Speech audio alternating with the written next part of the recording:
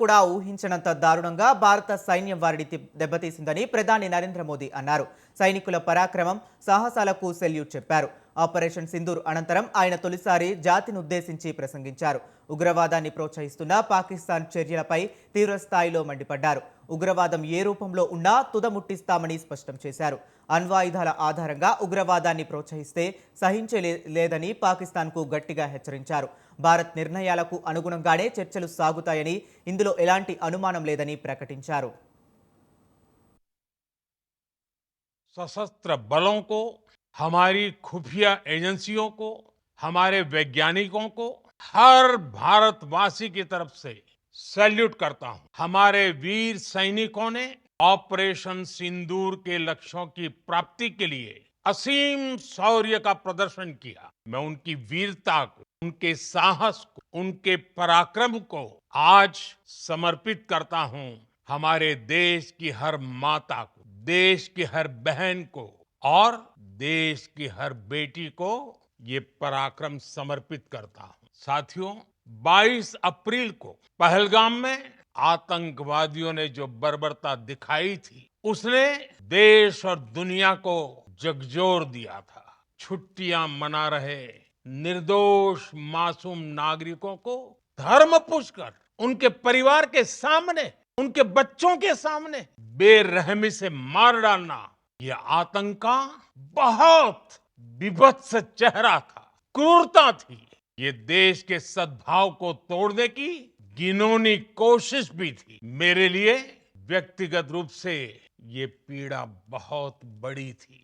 इस आतंकी हमले के बाद सारा राष्ट्र, हर नागरिक, हर समाज, हर वर्ग, हर राजनीतिक दल एक स्वर में आतंक के खिलाफ कड़ी कार्रवाई के लिए उठ खड़ा हुआ।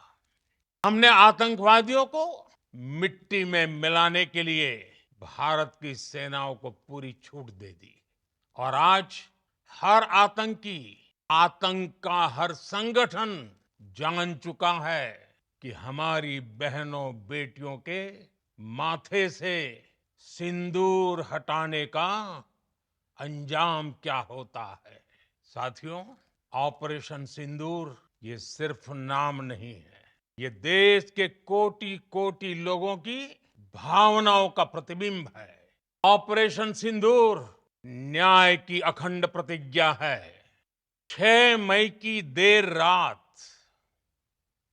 7 मई की सुबह पूरी दुनिया ने इस प्रतिज्ञा को परिणाम में बदलते देखा है। भारत की सेनाओं ने पाकिस्तान में आतंक के ठिकानों पर, उनके ट्रेनिंग सेंटर्स पर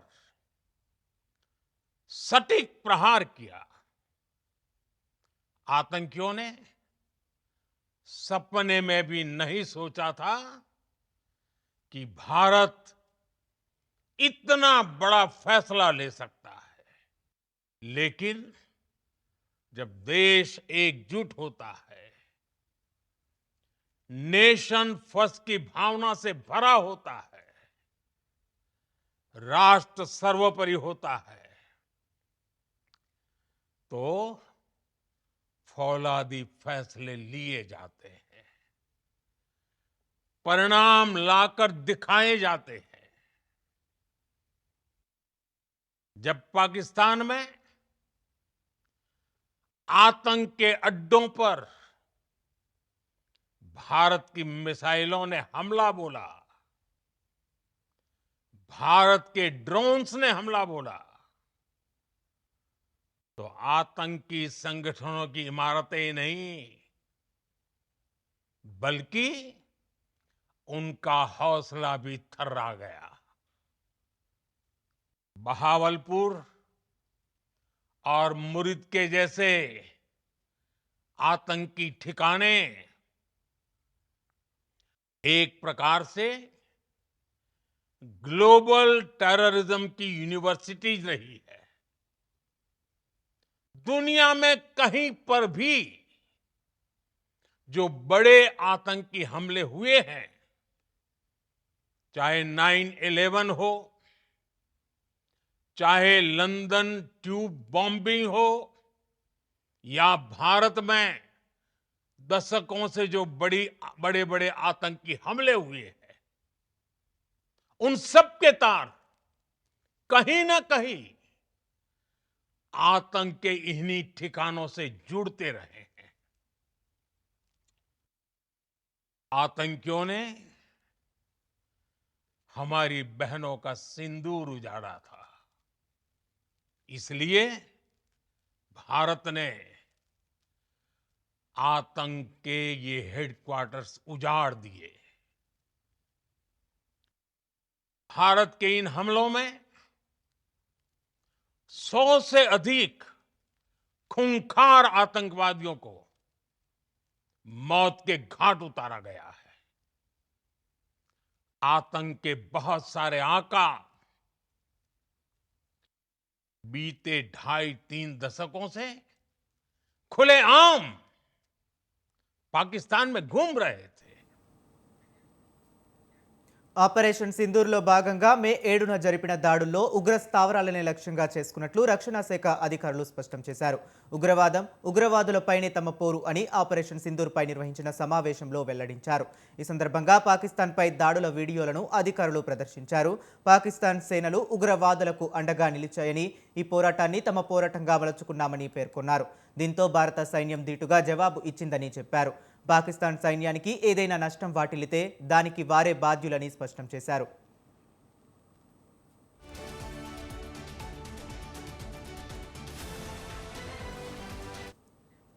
పాకిస్తాన్ పీవేకోలలో ఉగ్రవాదుల స్థావరాలను ధ్వంసం చేశామని ఏకే భారతి చెప్పారు. పీవేకోలోని భారత్ చేపట్టిన ఆపరేషన్ విజయవంతమైందన్నారు. ఉగ్రవాదుల శిబిరాలే లక్ష్యంగా యుద్ధం చేశామని చెప్పారు. అత్యాధునిక క్షిపణి రక్షక వ్యవస్థలతో పాక్ క్షిపణులు, డ్రోన్లను తిప్పికొట్టామన్నారు. సైన్యానికి, ప్రజలకు పెద్దగా నష్టం జరగకుండా చూశామని తెలిపారు. స్వదేశీ పరిజ్ఞానంతో తయారైన ఆకాష్ను ఈ ఆపరేషన్లో సమర్థంగా వినియోగించామని తెలిపారు. పాకిస్తాన్కు చెందిన సామాన్య పౌరులకు ఎలాంటి నష్టం చేయలేదన్నారు. हमारी लड़ाई आतंकवाद और आतंकवादियों के खिलाफ थी। इसलिए 7 मई को हमने केवल आतंकवादी ठिकानों पर ही हमला किया था। पर अफसोस इस बात का है कि पाकिस्तानी सेना ने आतंकवादियों का साथ देना उचित समझा और इस लड़ाई को अपनी लड़ाई बना ली। इस परिस्थिति में हमारी जवाबी कार्यवाही अत्यंत आवश्यक थी और इसमें उनका जो भी नुकसान हुआ वे खुद इसके लिए जिम्मेदार हैं। हमारी तरफ से हमारी एयर डिफेंस सिस्टम्स देश के लिए दीवार की तरह खड़ी थी और इसको भेदना दुश्मन के लिए नामुमकिन था। This brings me to the point: how have Indian forces managed to minimize the damage to both civilian and military infra in the country in spite of the unrelenting efforts by the Pakistani forces? Most of you and the majority populace within the country have had a lot to say about the layered and integrated air defense systems put in place by the Indian Armed Forces, which includes the assets of the Indian Army, the Indian Navy, in addition to the primary air defense assets of the Indian Air Force. As you all are well aware, this robust AD system comprises of a large variety of multi-layered AD sensors and weapon systems, from point defense weapons like the low-level air defense guns, shoulder-fired manpads, and short-range surface-to-air missiles or SAMs, to area defense weapons like the air defense fighters and longer-range surface-to-air missiles within our inventory. Additionally, the numerous waves of drones and unmanned combat aerial vehicles employed by Pakistan were also thwarted by the indigenously developed soft and hard kill counter-US systems and the well-trained Indian air defense personnel. All this was brought together as an efficient and effective AD environment by the Integrated Air Command and Control System, or the ISCCS of the Indian Air Force, which accords us the net-centric operational capability which is vital to modern day. Bharat వైపు గగనతల దాడులను తక్షణమే పసిగట్టి నిలువరించామని vice admiral Pramod తెలిపారు. Aircraft కేరియర్లు, రాడర్లు ఉపయోగించామన్నారు. Fleet, air defence సమర్థవంతంగా వినియోగించామని చెప్పారు. డ్రోన్లు, హైస్పీడ్ మిసైల్స్ను వినియోగించినట్లు వెల్లడించారు. నావికాదళ అడ్వాన్స్ రాడర్ల ద్వారా పాక్ డ్రోన్లను గుర్తించగలిగినట్లు పేర్కొన్నారు. వందల కిలోమీటర్ల దూరంలో ఉన్న శత్రు సేనల విమానాలను దగ్గరకు రాకుండా అడ్డుకున్నామని చెప్పారు. త్రివిధ దళాలు సమన్వయంతో పనిచేశాయి. Effectively using multiple sensors and inputs, we are maintaining continuous surveillance to degrade or neutralize threats as they emerge or manifest, to ensure targeting at extended ranges. All these are conducted under the umbrella of a comprehensive and effective layered fleet air defense mechanism that caters for all threats, be it drones or high-speed missiles or aircraft, both fighters as well as surveillance aircraft. The fleet operates as a composite force, maintaining a surveillance bubble at extended ranges using advanced radars.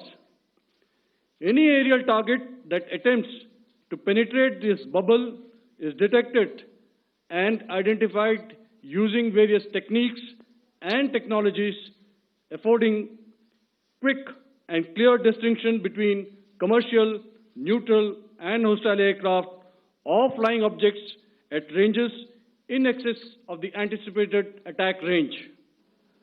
The Carrier Battle Group, with its integral air wing, provides the first layer of this layered mechanism.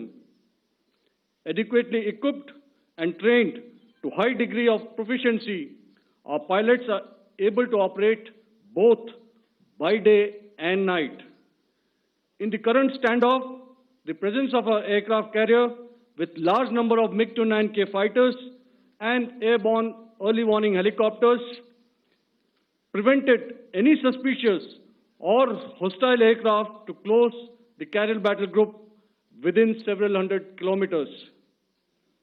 अगर मैं सरल शब्दों में बोलूं तो कोई भी संदिग्ध और दुश्मन के हवाई जहाज को कैरल बैटल ग्रुप के कई सौ किलोमीटर पास आने का मौका नहीं दिया. Over the past few years, and most importantly, immediately after the cowardly incident by Pakistani-sponsored terrorist attack at Pahalgam, we had validated our anti-missile and anti-aircraft defense capability in a complex threat environment using cross-platform cooperative mechanism. Our powerful carrier battle group with formidable offensive capability was able to operate with impunity and maintained an uncontested presence in the area of operations. Effectively, it compelled the Pakistani air elements to remain bottled up close to the Makran coast, denying any opportunity to be a threat in maritime space. Operation Sindoor के air defence की कार्रवाई को एक context में समझने की आवश्यकता है. मैंने आपको कल बताया था कि पिछले कुछ सालों में आतंक की गतिविधियों का कैरेक्टर जो है उसमें कुछ बदलाव आ रहा था.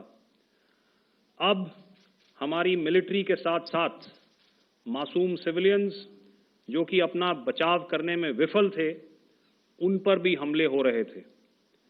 2024 में जम्मू सेक्टर में शिवखोरी मंदिर को जाते हुए यात्री और इस साल अप्रैल में पहलगाम में मासूम पर्यटक इस खतरनाक ट्रेंड के